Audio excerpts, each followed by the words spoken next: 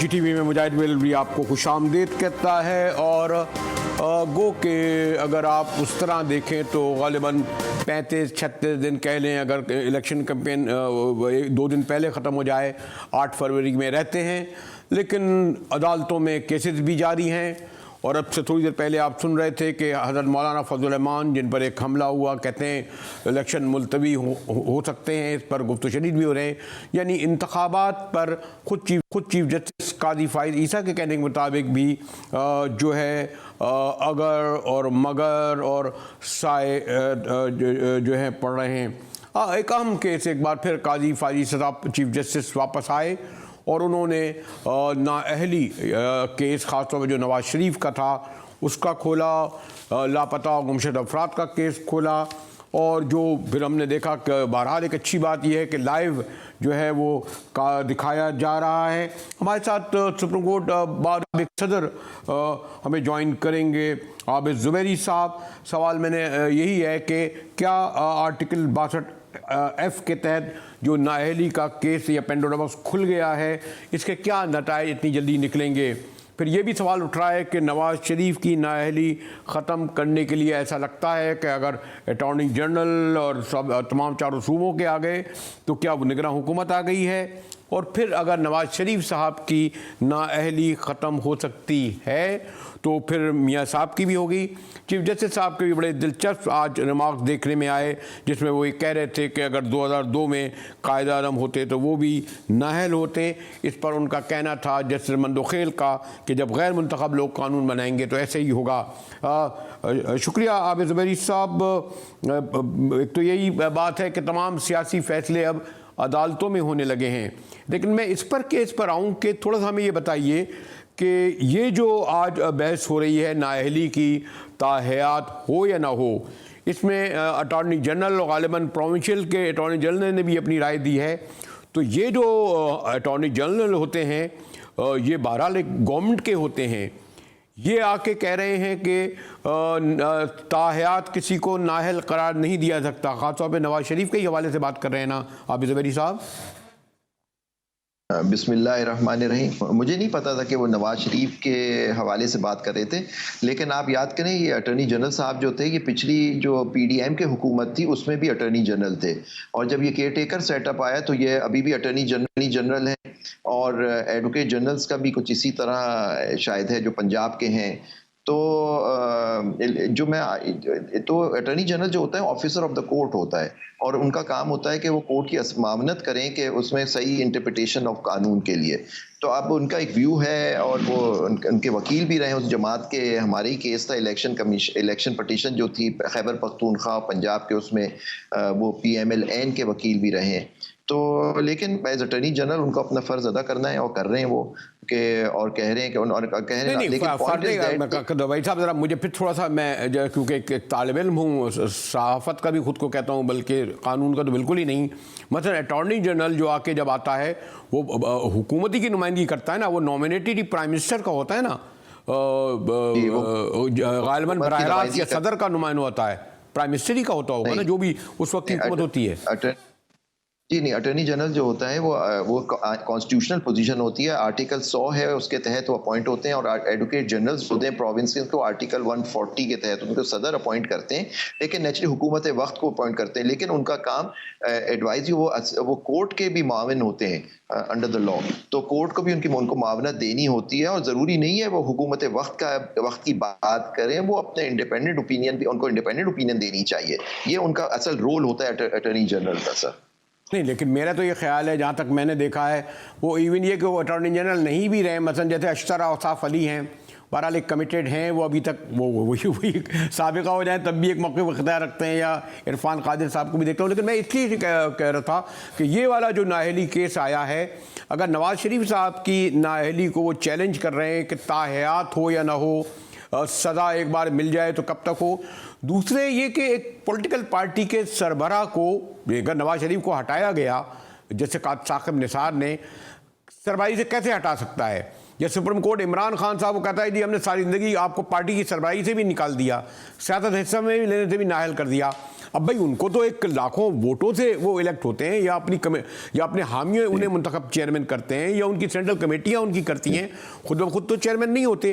तो ये एक बुनियादी सवाल ये नहीं उठता कि क्या कोर्टों के दायरे अख्तियार में ये आता है? ये ठीक है आप सियासत से नाअहल करार दे दें कि ये करप्ट है, इसने कत्ल किया है, इसने फला जुल्म किया है, लेकिन पार्टी की सरबराही से हटाना जब तक पार्टी खुद नहीं हटाती, जैसे नून में से काफ निकाला है और बात है, तहरीक इंसाफ में से कोई और निकाला है और बात है, कोर्ट कैसे आ गई हैं पार्टियां इसमें? देखिए, इसमें मैं नाअहली की जो आप बात कर रहे हैं, पहली बात आप ये समझें कि नवाज शरीफ साहब या जहांगीर तरीन साहब का केस ज़ेरे बहस नहीं है इस वक्त। वो कोई और पटिशन्स है जिसमें लगी, लेकिन आपको याद होगा कि इस केस को लगाने से पहले अखबार में भी इश्तिहारात दिए गए कि कोई और जो नाअहल हुआ है वो भी आके पार्टी बन सकता है। आज मेरे ख्याल से हमारे सीनियर एडवोकेट हैं सुप्रीम कोर्ट के मखदूम अली खान साहब, वो रिप्रेजेंट कर रहे थे जहांगीर तरीन को, जबकि उनका केस नहीं है।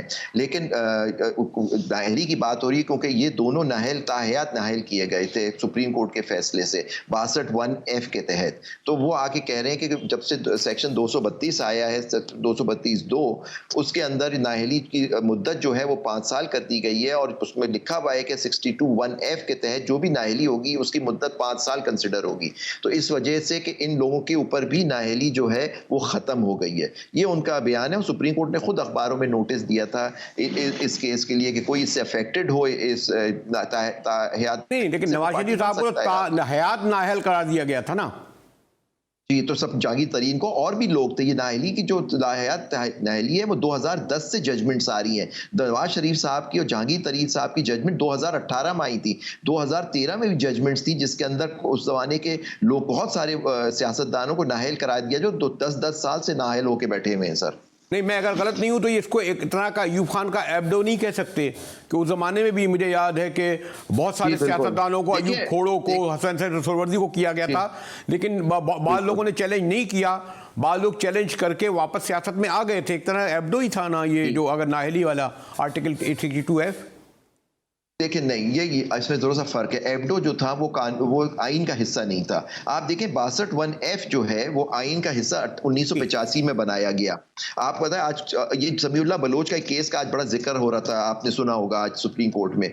उसके अंदर पूरी हिस्ट्री दी हुई है कि 1973 के आइन में आर्टिकल 62-63 क्या था, 1985 में प्रेसिडेंशियल ऑर्डर 14 के तहत इनको इसकी तरमीम की गई, जिसको 8वीं तरमीम ने अप्रूव किया।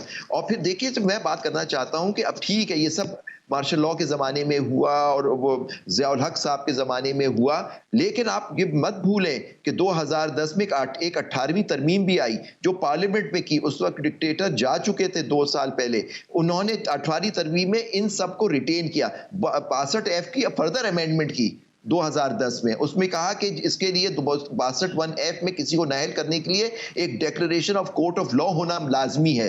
ये 2010 की अमेंडमेंट है, ये पार्लियामेंट ने की है, ये कोई वैलिडेशन नहीं थी। तो उन्होंने सारे वो चीज़ों का उनके पास इख्तियार था, वो 1973 का आइन रिस्टोर कर देते, नहीं किया उन्होंने इस पार्लियामेंट ने, जिसके अंदर सब ने कंसेंसस से ये 18वीं तरमीम की थी, और सुप्रीम कोर्ट ने बाद में उसको अपहोल्ड किया। और सुप्रीम कोर्ट का मिलिट्री कोर्ट्स के उसमें फैसला है 2015 का कि आपका आइनी तरमीम को सुप्रीम कोर्ट सेट असाइड भी नहीं कर सकता। तो ये कहना कि जी वो उन्होंने कर दिया था, लेकिन पॉइंट इज दैट मेंटेन। अब सुप्रीम कोर्ट ने क्या कहा, उन्होंने कहा कि जो 63(1)(a) जिसके अंदर जिसी को सजा होती है, जेल होती है, जिसकी सजा 2 साल या उससे ज्यादा है, उसकी नाअहली तो 5 साल की होगी। क्योंकि बट 63(1)(f) में जो होता है वो क्रिमिनल केस भी होता है, सिविल इश्यूज भी होते हैं, जैसे किसी ने चीटिंग की हो, किसी ने जाली डिग्री का केस हो या कुछ हो, उस पर कोई सजा तो हो नहीं रही होती उनको। तो इस वजह से उनकी और कोई पीरियड भी नहीं है, इसलिए उनकी जब तक वो डिक्लेरेशन रहता है अदालत का, वो ताहयात जब तक डिक्लेरेशन रहेगा वो उस वक्त तक नाअहल होंगे। तो ये कोर्ट ने कहा, ताहयात तो हम लोग उसे इंटरप्रेट करते हैं, लेकिन उन्होंने कहा परमानेंट होगी। अच्छा, ये भाई साहब, अगर ये वाला केस इसका फैसला आ जाएगा, इमरान खान साहब की क्या पोजीशन है? उनको भी नाअहल गालिबन ताहयात करार दिया गया है और उनको नहीं, देखिए उनको नाहयात तो किसी ने नहीं कहा। उनकी जो एक ही सजा अभी तक जो सजा हुई है वो हुई भी है तोशा खाना के, वो 3 साल की उनको सजा हुई है। तो आप देखें 63(1)H जो है उसमें कहता है जिसको 2 साल की सजा, 2 साल या उससे ज्यादा की सजा हुई है, उसकी नाअहली जो है वो 5 साल की होगी। तो आप देखें उनकी जब सजा हो गई थी तो इलेक्शन कमिश्नर ने एक नोटिफिकेशन जारी किया था, उनको कहा था कि आप 5 साल तक के लिए नाअहल हो गए। तो ये एक चीज है। लेकिन फर्ज करें अब नैब के जो केसेस हैं, अगर नैब में किसी को सजा होती है तो वो उसके अंदर नाअहली जो है वो 10 साल की है, उस कानून के अंदर है। तो उसके वो जो आदमी नाअहल होगा वो 10 साल के लिए होगा सर। नहीं, लेकिन ये और जो ये 62(1)P है। यानी अभी अभी जो चैलेंज हो रहा है ताहयात नाहली का, वो नवाज शरीफ साहब के लिए हो रहा है, वो चैलेंज भी हो गया। उनके कागजात भी कुछ जगह मंजूर हो गए हैं, इलेक्शन कमीशन ने कर ली हैं, गालिबन एक जगह मंजूर हो गए हैं, शायद एक जगह चैलेंज हुए हैं। पोजीशन क्या है अगर मैं सिर्फ पर्टिकुलरली नवाज शरीफ साहब के पस मंजर में देखूँ, तनाजुर में देखूँ? देखिए मेरा इसमें इंटरप्रिटेशन ये है, देखिए नेची सब जुडिस मामला है जो सुप्रीम कोर्ट कहेगी हम सब पे बाइंडिंग होगा। लेकिन मेरा व्यू है, जो जज जस्टिस मंसूर अली शाह साहब ने भी एक सवाल पूछा कि क्या आप एक झैली कानून से आईनी तरमीम कर सकते हैं। ये देखिए आपने वो जो 232(2) में कहा कि 62(1)F में जो पीरियड होगा वो 5 साल होगा बेसिकली। तो मेरा उसका जवाब बड़ा सिंपल है कि अभी आपने अभी खुद देखा, अभी पिछले दिनों फुल कोर्ट ने एक लॉ को अपहोल्ड किया मेजॉरिटी से। वो लॉ था प्रैक्टिस एंड प्रोसीजर, उसके अंदर 184(3) के अंदर एक अपील प्रोवाइड की एक झैली कानून से, कोर्ट ने उसे अपहोल्ड किया है। तो 232 में अगर ये बात है, और वो 232(2) ये कहता है कि not standing any judgement of the court etcetera, जिसकी नाअहली 62(1)F के तहत होगी, उसकी मुद्दत 5 साल होगी। तो मोस्ट प्रॉब्ली कोर्ट कहेगा कि जी ये झैली कानून से ये अमेंडमेंट कर दी है, और प्रैक्टिस प्रोसीजर में फुल कोर्ट ने ये फैसला भी किया है, तो मोस्ट प्रॉब्ली ये 5 साल की उनकी है, तो उनकी नाअहली उनकी खत्म हो जाएगी सर। अच्छा, अगर अब मैं बहुत ही स्पेसिफिक चाहूँगा कि ये वाला केस तो पर्टिकुलर में नवाज शरीफ साहब किया है, इमरान खान साहब के बारे में यानी वो भी चैलेंज अभी किया गया है कि वो पार्टी के सदर भी नहीं रहे हैं। इलेक्शन कमीशन ने कहा है वो उनके बाद इंतखाबी निशान भी नहीं ले सकते, वो खुद भी इलेक्शन नहीं लड़ सकते, गालिबन दरख्वास्तें मुस्तरद हो रही हैं। ये कहीं चैलेंज होंगी या चैलेंज की गई हैं, तो इस बारे में ज़रा मुझे कुछ वजाहत करें भाई साहब। देखिए मेरा थोड़ा सा इसमें वो है कि देखिए उनकी सजा मुअत्तल हुई है तोशा खाना में सर, लेकिन उनकी जो फैसला है वो मुअत्तल नहीं हुआ है। जब तक वो फैसला रहेगा तो देखिए उसमें उनकी सजा 3 साल की होगी, तो 63(1)H उन पे लगेगा, और वो हो सकता है नाअहल हो 5 साल के लिए। अभी इस वक्त अनलेस अपील में वो फैसला रिवर्स हो जाए by the Islamabad high court, तो मैं समझता हूँ उनके लिए, लेकिन ताहयात नाअहली का उनका कोई अभी केस नहीं है सर उन पे। अच्छा, मुझे अगर भाई साहब ये बताएं कि आज लाइटर वे में कहा या पता नहीं, बहरहाल चीफ जस्टिस ऑफ पाकिस्तान की ऑब्जर्वेशन है कि वो ये कहते हैं अगर कायद आज़म भी 2002 में होते तो नाअहल हो जाते। किस हवाले से हुआ, कहा होगा उन्होंने? सर मुझे तो नहीं पता, हम तो कायद आज़म को तो हम नहीं मैं अभी ये शेर सुर्खी से मुतबर अखबार ने दिया, तो तभी मैं कोड अनकोड दे रहा हूँ कि किस पर मंजर से, मतलब कायद आज़म के सॉरी टू से, क्योंकि वो एक जेंटलमैन थे, वो सॉरी टू से यानी अगर आप ये कहते हैं मुत्तकी हो, परहेजगार हो, शायद इस तरह ये चीज़ें भी हैं ना शायद, और इसका काफ़ी इस डिस्कशन हो चुका है कि आप किन मानों में वो मुत्तकी होगा, परहेजगार होगा, पता नहीं उसके लिबास भी शामिल हो कि वो अंग्रेज़ों का पहनता था। तो यानी ये कुछ ऐसा तो नहीं है कि चीफ जस्टिस माशाल्लाह बड़ा उनका तजर्बा है, बल्कि वो खुद उनके वालिद कायद आज़म के करीबी साथी रहे हैं। उन्होंने जब ये सवाल उठाया तो उसके जवाब में जस्टिस मंदुखेल ने ये कहा कि जब गैर मुंतखब लोग होंगे तो वो कुछ भी कर सकते हैं। तो ये वाला कायद आज़म कैसे आ गए? मुझे नहीं पता सर, ये तो आप उनसे ही पूछे। लेकिन मैं समझता हूं कि वो जरा मुश्किल होता है उनको नाअहल करना कायदे आज़म को, क्योंकि 62(1)F में जो अब 18वीं तरमीम में कह दिया है कोई डिक्लेरेशन ऑफ कोर्ट होना चाहिए। तो अब अगर अनलेस कायदे आज़म के खिलाफ कोई डिक्लेरेशन ऑफ कोर्ट होता तो फिर हो सकता है वो नाअहल हो जाते, लेकिन आई डोंट थिंक उनकी जिंदगी ने इतनी वफा की हमारे कायद से कि वो उस वक्त वहां तक बात पहुंचती। नहीं, मैं इसलिए कह रहा था कि मेरे लिए बड़ी हैरान कुन बात है यह है कि 2002 में क्यों कायदा, उससे पहले भी अयूब खान भी कर सकते थे, क्योंकि मादर मिल्लत उनकी बहन को खिलाफ इलेक्शन लड़ चुके थे, और क्या क्या नहीं कहा अयूब खान ने। आपने कहा जी बिल्कुल, एब्डो भी तो था, आपने कहा जी एब्डो भी हो सकता है, एब्डो आप यानी क्यों नहीं, सॉरी टू से मैं एक अलग हट गया, लेकिन ये मेरे लिए एक बहुत बड़ा क्वेश्चन आया कि चीफ जस्टिस साहब ने किस पद में कहा कि अगर कायदे आज़म भी होते, क्योंकि 62F को वैसे एक थोड़ा सा मुझे एक और ज़रा सा वही साहब ज़रा गाइड कर दें। मैंने फिर कहा कि तालिम, यानी ये जो 62F है इसकी जो तशरीह है अलग अलग होती है, यानी ये इस तरह नहीं है कि जैसे भुट्टो, यानी बहुत सारे ऐसे केसेस हैं जैसे भुट्टो मर्डर केस की कोई मिसाल नहीं देती जी आती कि जेन्युइन केस था, जैसे होता है ना कि आसमा जहांगीर केस का तो मिसाल दी जाती है, जैसे मुनीर केस की तो दी जाती है। मैं तो खैर मैंने कहा ना मुझे इतनी मालूमात नहीं है कि आसमा जहांगीर केस में ये फैसला हुआ था और ये जो अनवार हक केस में नज़रिए ज़रूरत के तहत जैसे अनवार हक ने मार्शल लॉ को जायज़ करार दिया था। इसलिए ये जो 63F है ये क्या, सॉरी 62F है, इसका क्या है? इसकी बहुत सारा तशरीह है या इस पर सब मुत्तफिक हैं अदालतें, सुप्रीम कोर्ट? ये चैलेंज नहीं हो सकता कि इसके तहत ये शख्स, यानी एक्सप्लेन अगर मैं करूं, बिल्कुल सियासत में हिस्सा नहीं ले सकेगा, सारी जिंदगी नहीं ले सकेगा। देखिए मैं आप बताऊं, 62 और 63 दो आर्टिकल्स हैं। 62 डील करता है क्वालिफिकेशन और 63 जो डील करता है वो बात करता है डिसक्वालिफिकेशन के किस वजह से आपकी डिसक्वालिफिकेशन, आप पार्लियामेंट्रियन होके भी आपके क्वालिफिकेशन आती है कि आप लड़ ही नहीं सकते इलेक्शन, तो उसके क्वालिफिकेशन में 62(1)(f) है। 62(1)(f) कहता है कि आप सेगेशियस, ऑनेस्ट वगैरह होंगे, ये आपको होना है। लेकिन उसने बड़ी एक 18वीं तरमीम में एक अमेंडमेंट की गई, उसमें कहा कि उस चीज का एक डिक्लेरेशन भी होना चाहिए अदालत से। अगर कोई डिक्लेरेशन आएगा तो फिर आप पे 62(1)(f) लागू होगा, उसके अलावा नहीं लागू होगा। जैसे जाली डिग्रियों के केस थे, कोर्ट ने कहा कि आप 62(1)(f) के आप खिलाफ मुर्तकिब पाए गए, इसलिए आप नाअहल हो गए। अब उन्होंने कहा नाअहली कितनी होनी चाहिए? उन्होंने कहा कि नाअहली का कोई पीरियड तो दिया नहीं 62(1)(f), ये क्वालिफिकेशन की बात करें इलेक्शन लड़ने की, आप लड़ने के अहल हैं या नहीं है। तो उन्होंने कहा कि 62(1) पीरियड नहीं दिया, क्योंकि उन्होंने कहा फिर जब तक वो डिक्लेरेशन रहेगा कोर्ट का कि आपने जाली डिग्री रिटर्निंग ऑफिसर के सामने पेश की और आपने मिस डिक्लेरेशन की अपने फॉर्म में, जो डिग्री आपने लगाई उस जमाने आपको पता है डिग्रियों का केस होता था। डिग्री आपको याद होगा 2013 वगैरह तक तो आपको ग्रेजुएट होना पड़ता, तो लोगों ने बहुत सारी जाली डिग्रियां बनवा ली मदरसों से और इससे उससे। तो ये उस जमाने की बात है 2013 और इस तरह के 2010 और इन पीरियड में। तो उन्होंने कहा कि जी आप, तो उन्होंने कहा कि जब तक आपको डिक्लेरेशन रहेगा तो ये जो नाअहली ये परमानेंट है, मतलब कि वो परमानेंट रहेगी, क्योंकि आप एक कोर्ट से एक डिक्लेरेशन आ गया कि आपसे कंक्लूडिंग सवाल ये करना चाहता हूं कि अब जबकि इलेक्शन में 36 दिन रह गए, आपने इंतखाबी निशान बल्ले का भी 12 जनवरी तक ले आए, यानी उसके बाद तो गालिबन 22 और 23 दिन रह जाएंगे। तो अब यानी कोई तो एक आप ड्रॉ लाइन करेंगे ना, मसलन क्या 18 जनवरी को कोई आ जाए कि जनाब इलेक्शन बिल्कुल नहीं होने चाहिए, और देखिए आज क्या हो गया, और वो इस्लामाबाद में ये सब बैठे।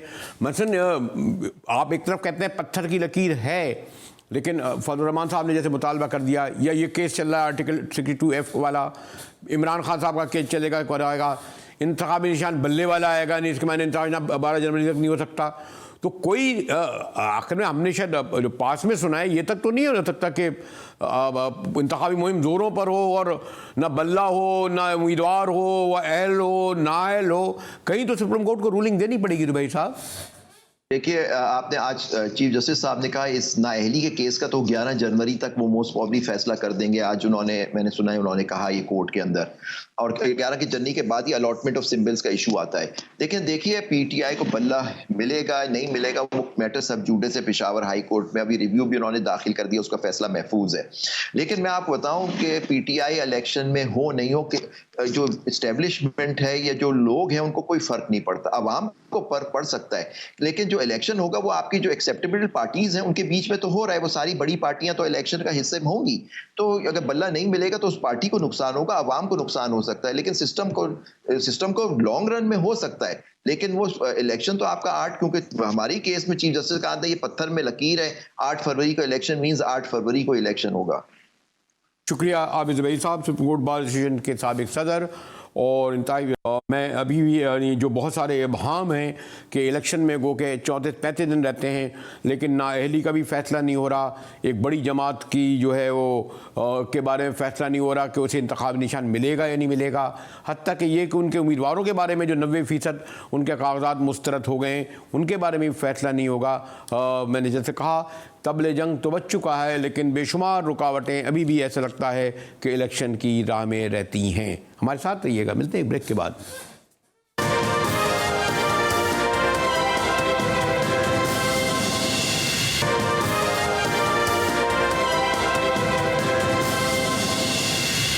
टीवी में एक बार फिर मुजाहिद वली आपको खुशामदीद कहता है। और अब जबकि जैसे मैंने कहा कि इलेक्शन में 34-35 दिन रहते हैं, लेकिन अभी तक बड़े बड़े केसेस जो हैं वो सुप्रीम कोर्ट में चल रहे हैं।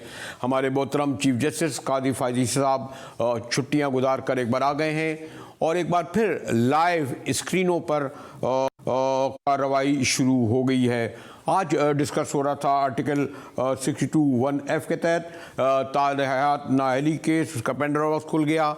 नवाज शरीफ और जहांगीर तरीन की नाअहली का केस है। पाकिस्तान बार काउंसिल के चेयरमैन बड़े सीनियर सीडेंट हमारे मोहतरम हसन रज़ा पाशा साहब हैं। पाशा साहब, इस वक्त यानी आप देखिए कि इलेक्शन में ये जो आप मुतालबा कर रहे हैं, तमाम कह रहे हैं कि जनाब ख़त्म किए जाएं, लेकिन 34-35 दिन पहले तक मतलब बल्ले का निशान का फैसला वो भी आपने 12 जनवरी तक रख दिया, यानी कोई 24 दिन रह जाएंगे। अब ये नाअहली केस है, ये गालिबन अब नज़र नहीं रखा गया। तो ये तो अगर यानी कोई ना कहीं तो सुप्रीम कोर्ट को इसको वाइंड अप कर देना चाहिए, वाइंड अप हो जाना चाहिए, वरना तो इस जैसे 90% जो है वो तहरीक इंसाफ के कहते हैं जी उनके कागजाती मुस्तरद कर दिए गए। नवाज शरीफ की नाअहली अपनी जगह। तो ये कैसे हुआ कि अदालतों में फिर इलेक्शन कैसे होंगे, कैसे माहौल बनेगा पाशा साहब? बरेली साहब, एक बात, आपके सवाल के 2 हिस्से हैं। एक हिस्सा है कि ये जो नवाज शरीफ की नाअहली और जहांगीर तरीन की नाअहली का है, वो तो मेरा ख्याल है 4 तारीख को फैसला आ जाएगा सुप्रीम कोर्ट ऑफ पाकिस्तान का। और आप सबको मैं कुछ फैसले नविश्ते दीवार होते हैं, आपको भी समझ आ गई होगी, तमाम नाजरीन को, क्योंकि वो सारे वो लाइव टेलीकास्ट हुआ। वो तो दूसरी बात जो है बल्ले के निशान की, वो वाकई एक बहुत बड़ा एक सवाल है कि इलेक्शन शेड्यूल आने के बाद बल्ले का निशान पीटीआई से छीन लिया गया। ये एक मैं समझता हूँ कि बहुत बड़ी ज्यादती है। और बताओ, स्टूडेंट ऑफ लॉ हम जो समझते हैं कि बल्ले के निशान पे हक पीटीआई का है और इनको मिलना चाहिए और उनके उम्मीदवारान को इस निशान पे इलेक्शन कंटेस्ट करने की इजाज़त मिलनी चाहिए। ये तो है वो दोनों सवालों के आपके जवाब दी। लेकिन नहीं ये बल्ले के निशान से चले ना दें मसलन ये भी वो उन्होंने कह दिया ना कि हम उसके बगैर भी लड़ेंगे, लेकिन सिर्फ 23-24 दिन पहले तक अब जैसे खैर फजल रहमान साहब ने फिर मुतालबा कर दिया, खुदा ना करे इस्लामाबाद में भी कुछ हो जाए, कुछ और भी हो जाए, पहले भी होते रहे हादसात सानेहात। अभी तक एक बहुत बड़ी पार्टी जब ये कहे कि जी इलेक्शन मुलतवी हो सकते हैं, कुछ और भी क्वार्टर से कहा जाए, तो ये जो एक मुस्तकिल इंतखाब पर एक आज जो मखल चीफ जस्टिस ने भी कहा एक धुंध छाई हुई है, आप भी ऐसे ही महसूस कर रहे हैं? बिल्कुल। ये देखिए, एक वकूआ होता है और फिर एक पार्टी सर उठाती है कि इलेक्शन 4 दिन 15 दिन आगे हो जाए तो कोई फर्क नहीं पड़ता। मैं समझता हूँ कि ऐसा सवाल ही जो है वो ऐसा जवाब बनाना ही नहीं चाहिए और ना ही ऐसा सवाल उठाना चाहिए, क्योंकि इलेक्शन के बगैर आपका मुल्क अब चल नहीं सकता। इलेक्शन जिस तरह सुप्रीम कोर्ट ऑफ पाकिस्तान ने कहा कि पत्थर पे लकीर है, तो इसको लकीर ही समझना चाहिए और इलेक्शन बाहर सूरत होने चाहिए, क्योंकि इलेक्शन नहीं होंगे तो इसके आगे जो मुजमरात है बरेली साहब, वो ऐसे खतरनाक होने हैं कि फिर पाकिस्तान बतौर स्टेट संभलना मुश्किल हो जाएगा। कैसे पाशा साहब, आप ये देखिए ना, मैं इसलिए नहीं कह रहा कि वो तहरीक इंसाफ को किसी भी जमात के हों, अगर आप एक जमात के 90% लोगों के कागजात मुस्तरद कर देंगे, चलें आप उनको अपील का हक है, लेकिन ये कहते हैं कि आप फिर वो अपील करें, उनकी समाअत हो, यानी इलेक्शन कमीशन को जो, और ये बहुत सारे वो लोग हैं जो ऑलरेडी पहले मतलब परवेज़ इलाही वगैरह एक से कई बार मुंतखब हो चुके हैं, यानी अगर ये खुदा ना करे इनमें कोई डकैत होता, इन्होंने कोई चोरी की होती, इन्होंने कोई और बहुत सारा ऐसा इल्ज़ाम जो 62(a)(f) में 1(f) में आता है होता है, यानी मेरे ख्याल में इसमें अक्सरियत ऐसे लोगों की जो इलेक्ट हो चुके हैं आपके MP MNA मुख्तलिफ अदवार में। देखिए, ये थोड़ा सा कॉम्प्लिकेटेड क्वेश्चन है बरेलवी साहब। जो पहले मुंतखब हो चुके हैं कई दफ़ा, इसका ये मतलब नहीं है कि इस दफ़ा वो नायल नहीं हो सकते। हो सकता है कुछ कंसीलमेंट हो, कुछ ऐसी प्रॉपर्टी की कंसीलमेंट की गई हो जो कि लेकिन एक ही जमात के 90% कैसे हो सकते हैं? यानी ये भी तो देखिए, नहीं पीपल्स पार्टी के, इसका मतलब ये 100% दुरुस्त, नून लीग के 100% दुरुस्त। एक चीज का मैं आपको यकीन दिलाता हूँ कि जिस तरह पाकिस्तान की अदलिया इस वक्त फैसले कर रही है और बड़े दलेरी के साथ फैसले कर रहे हैं, तो आप ज़रूर ये तवक्को रखें कि ये फैसले भी पाकिस्तान की अदलिया बड़े खुशअस्लूबी से और इंसाफ के तकाजे पूरे करते हुए करेगी। और इसमें कोई दूसरी राय नहीं है कि आपको ये खबरें आनी शुरू होगी कि पाकिस्तान की अदलिया ने ये, लेकिन आप नहीं समझते कि इलेक्शन कमीशन जैसे इदारे की कुछ ना कुछ बैड इंटेंशन इसमें नजर आएगी या नजर आ रही है? लेकिन मैं इस वक्त इलेक्शन कमीशन पे इसलिए बात नहीं करता कि एक प्रेस रिलीज मैंने जारी की थी, उससे बड़ा शोर मचा कि हम कोई एजेंसी के बंदे हैं और हम इलेक्शन को डिले करना चाहते हैं। लेकिन वक्त ये बताएगा कि हमने जो इलेक्शन शेड्यूल से पहले जो बात की थी वो इलेक्शन शेड्यूल जब चल रहा है उस वक्त भी दुरुस्त साबित हुई और इलेक्शन के बाद भी दुरुस्त साबित हुई। लेकिन मैं उस चक्कर में नहीं पड़ता, लेकिन इतना बता देना चाहता हूँ कि बहरहाल कुछ न कुछ ऐसा जरूर है जिससे बदगुमानियां बढ़ रही हैं और मामलात जो हैं वो ठीक है। मोहतरम पाशा साहब, पाकिस्तान बार काउंसिल के चेयरमैन, बड़े सीनियर रहनुमा, इस बात से इत्तफाक कर रहे थे कि बदगुमानियां बढ़ रही हैं जिस तरह मुकदमात आ रहे हैं इलेक्शन कमीशन के रवैये के हवाले से। ब्रेक के बाद आएंगे जरा कराची का अहवाल भी मालूम करते हैं कि यहाँ भी बड़ी, यार चले लफ्ज़ इस्तेमाल कर देता हूँ मैं, आमतौर पर खिचड़ी वगैरह इस्तेमाल नहीं करता, इस पर गुफ्तगू करेंगे। कराची में क्या हो रहा है, हमारे साथ रहिएगा। मिलते हैं ब्रेक के बाद।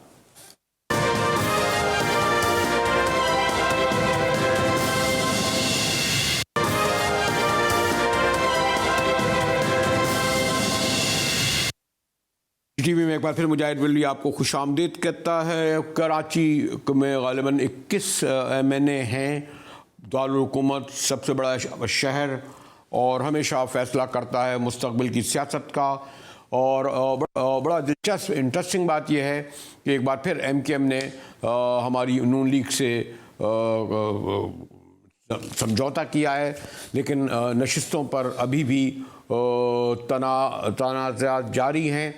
क्या मंजरनामा बनेगा? हमने आसिया इसाक, तर्जुमान MKMP को जहमत दी है। शुक्रिया आसिया, आपने वक्त निकाला इस वक्त। ये क्या वजह है कि यानी हाल में महीना भी नहीं रहता या महीना कुछ रहता है, अभी तक MKM ने कोई लिस्ट नहीं की, ख़वातीन की मखसूस लिस्टों की भी नहीं आ पा रही? क्या वजह है, क्यों फाइनल नहीं कर सके अब तक, ख़ासतौर पर कराची हैदराबाद की?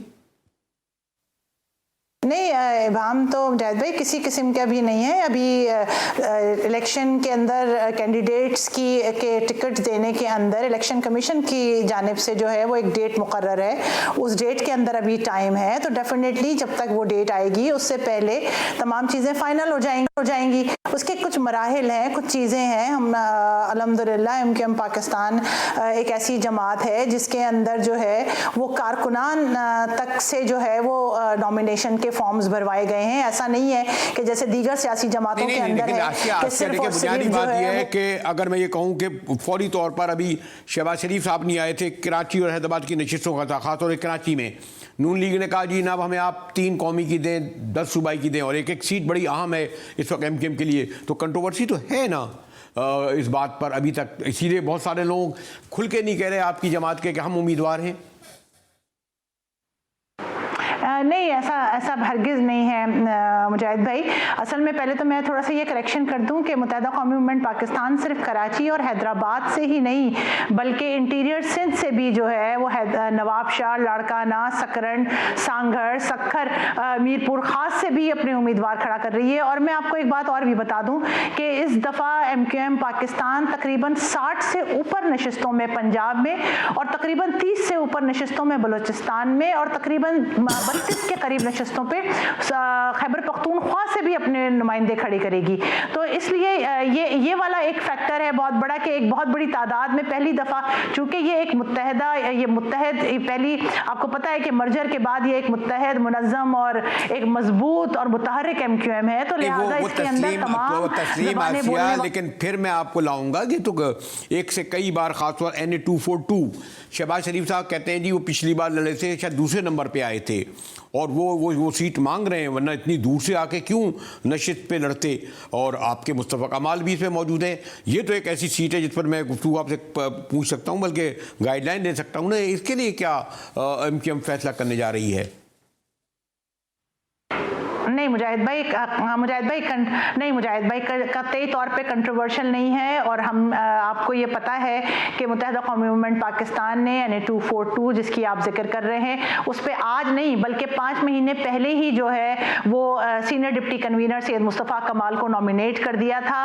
अच्छा, और आपको ये भी इल्म है कि जिस वक्त यहाँ पर ज़िमनी इंतखाबात हो रहे थे, तब से मुस्तफ़ा कमाल साहब जो हैं वो इस हल्के के अंदर हैं, मौजूद हैं, वो लोगों के दरमियान में हैं, वो लोगों के लिए काम कर रहे हैं, वो उनके खुशी गमियों में शरीक हैं। तो डेफिनेटली एक बहुत बड़ा जो है वो रेपो बन चुका है उनका और पब्लिक का।